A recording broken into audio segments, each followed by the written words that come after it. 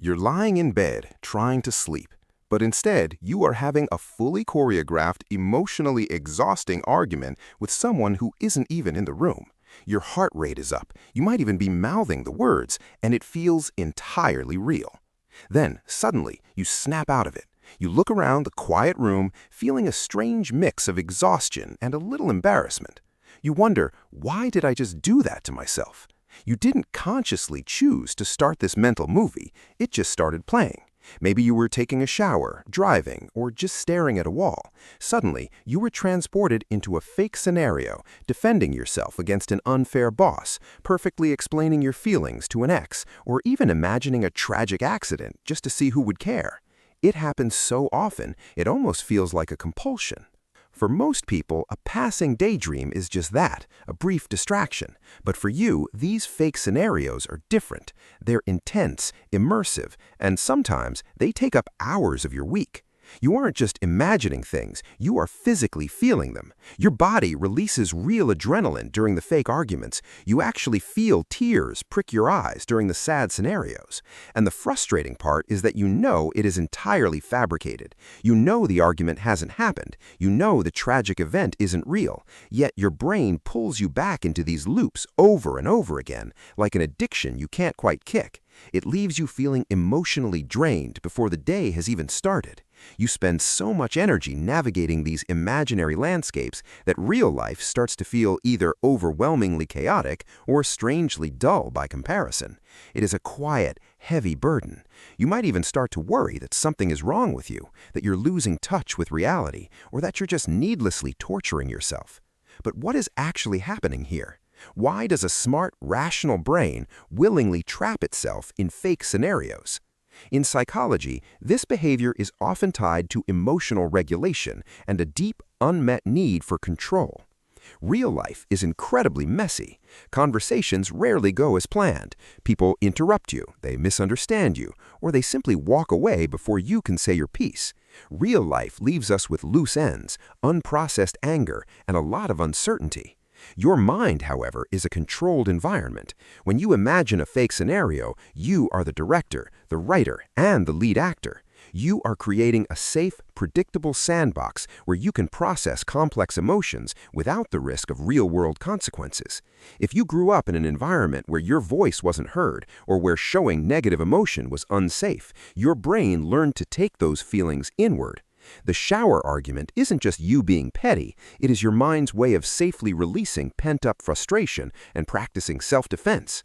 By writing the script of the fake argument, your brain is trying to give you the upper hand, trying to make you feel prepared for an unpredictable world. It is a defense mechanism called anticipatory coping. You are trying to predict the worst-case scenario so that if it ever actually happens, you won't be caught off guard. You are trying to pre-feel the pain so it hurts less later. Think about the types of scenarios you replay the most. Maybe you imagine a crisis, a medical emergency, or an accident.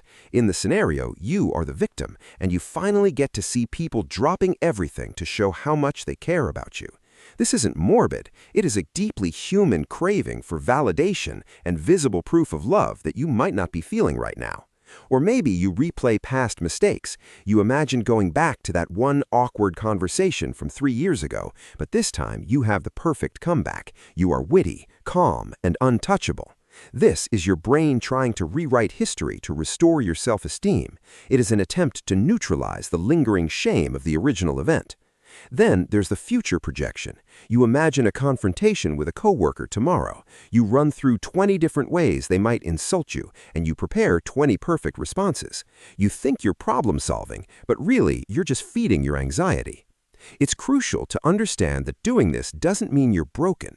It's a sign of a highly active, deeply empathetic, and analytical mind.